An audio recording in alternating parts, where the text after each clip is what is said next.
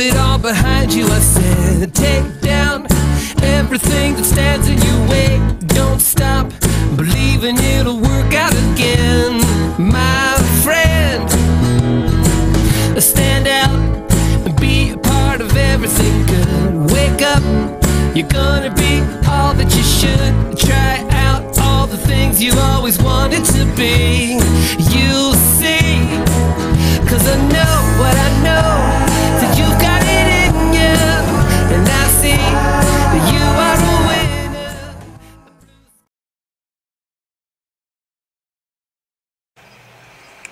So there's this book that I would like to get. It's called The Myth of Nazareth, the Invented Town of Jesus. Not sure that I think Nazareth was invented, but there's a lot of evidence to indicate that maybe it was invented, that it came to be after the so-called Jesus story supposedly happened. Here's a scary comment by somebody who is, she's commenting on this book. Recent archaeological discoveries have been in conflict with the theses of this book. New York Post. Israel dig finds Jesus' home for the holidays. By Dia Hadid, December 22nd, 2009. And then she gives a link. Jesus' house possibly found Nazareth. Da-da-da-da-da-da-da. Big long link, I'm not going to read the whole thing. She goes on to write, Nazareth was indeed a small town in the time of about 5 BC to 33 AD, when Christ would have been present. I was there in Nazareth to see some of the archaeological findings in February of this year, 2015, she puts in parentheses. I wrote a nasty little response. Sorry, but there is not one shred of non-biblical evidence to show a historicized Jesus ever existed. If you research the origins of the Christian cult, you would know that the earliest Christians knew nothing of a living, breathing Jesus. Their Jesus lived on the spiritual plane only. You can also research to find out how the Gospels were put together to try to make this fictional character seem like a real person, and how other writings like Paul's letters were doctored to make them seem more in line with the Gospel fiction. You visited Jesus' home? You do realize, I hope, that anyone can put a sign on anything and claim it has something to do with this fictional character. Guess what? This is an actual cup from Jesus' time. In fact, they actually found this in Jesus' house, and they did some DNA testing, and they found actual Jesus spit right here on the rim. Yeah, actual DNA testing to show that Jesus has spit. So it's evidence, it's actual proof that Jesus actually lived, and oops. Yeah, actual proof that Jesus actually lived. I don't mean to be really mean or anything, but I just wish that Christians would think, instead of just taking everything at face value. They would think, you know, and look beyond the headlines and articles. And, you know, if it's something that's like, oh, we have found actual evidence, blah, blah, blah. Look at the top of the website you're on. Is the website, does it say something ministries on it? Does it say something apologists on it? Is it a Christian website? Because, you know, they do have the agenda there of trying to reassure you that all is true and that you shouldn't worry and you shouldn't have any questions or doubts. That's what they're there for. They're there to reassure you that all that pesky science and all that pesky archaeology, Don't pay any attention to that. Yes, actual archaeological evidence exists to support all the stories in the Bible. Be reassured, Christians. Now, trundle off. Go on. Go back out there and start thumping on the doors of people and spreading the good news. I've been told several times in just, the course of time. Several times in the course of time, yes, I like using that word redundantly, that I'm a very angry, hateful person. I do hate things that cause harm. I love the environment. I love the planet. I love nature.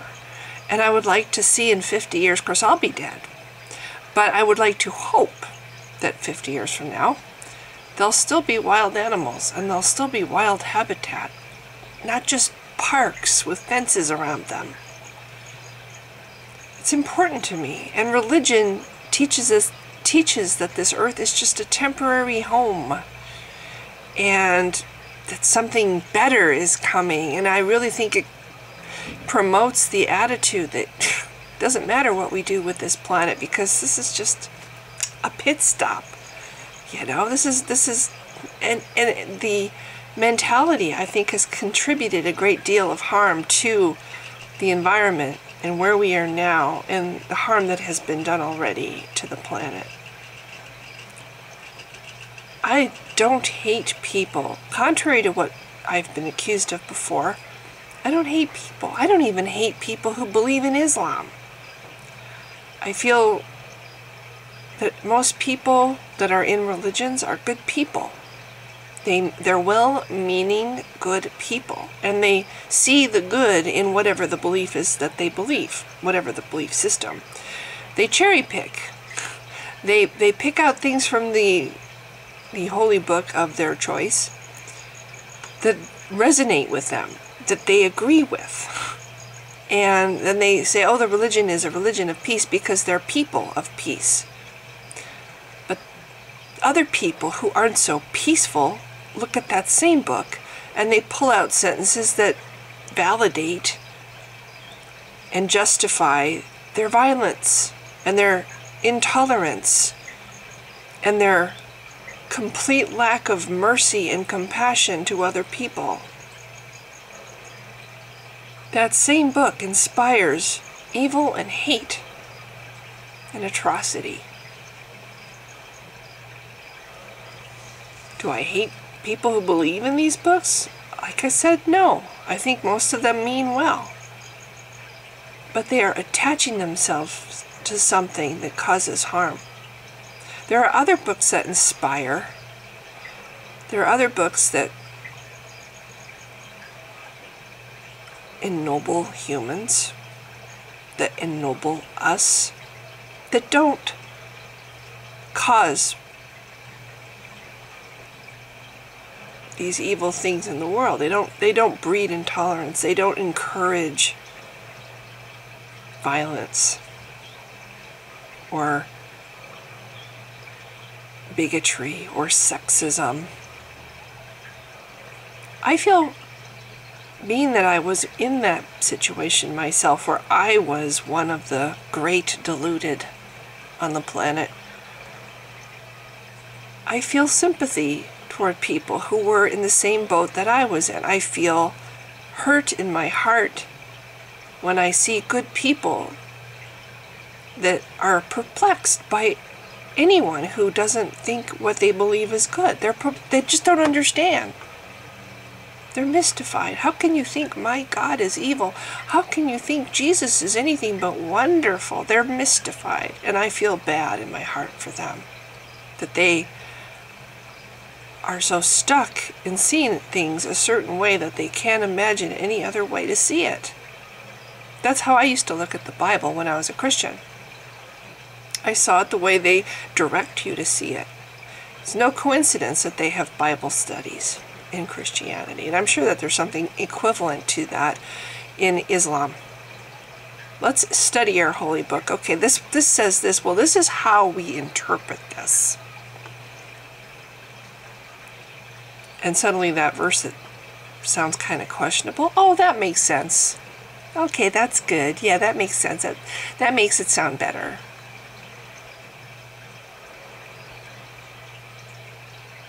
You're carefully guided to interpret the way they want you to interpret these books and these sentences in these books. They discourage you thinking, oh, well, you're translating that wrong. You're interpreting that wrong here. This is the way you really should look at this verse. See, doesn't that make more sense? Isn't my way right and your way wrong? Yeah, I feel sorry for people that are ensnared. I do hate. I do feel anger. I do feel rage and indignation and contempt. All these negative feelings. But it isn't toward the people. It's toward what ensnares them. I hate what hurts people. And these things hurt people. And not just people, but it goes on to hurt societies. Look what has happened in these Western countries where this cult Islam has taken over. Is that a good thing? Women afraid to dress like they used to because they might get raped. Is that a good thing?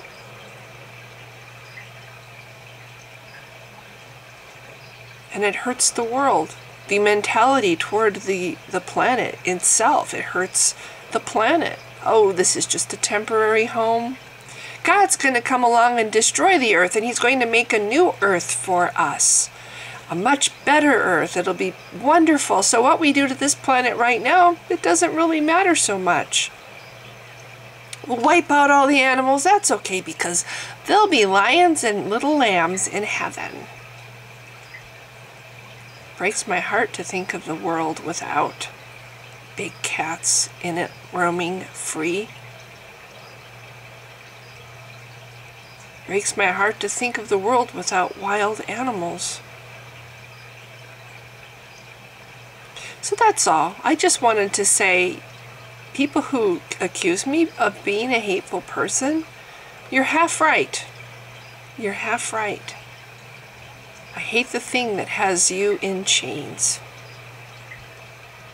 And it hurts my heart that you can't see those chains. And I think it's because I couldn't see those chains either for a very long time. And when I finally did, and I shook them off myself, I shook myself free, only then did I realize the weight of those chains and how oppressive they were and how they had clipped my wings and made me think I wasn't good enough and made it impossible for me to love and accept myself.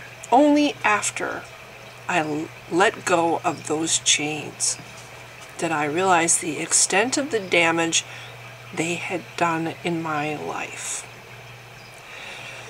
Anyway, that's all. Wanted to clarify. If you've been watching, thanks. Bye. I am absolutely convinced that the main source of hatred in the world is religion. And I think it should be religion treated with ridicule and hatred and contempt.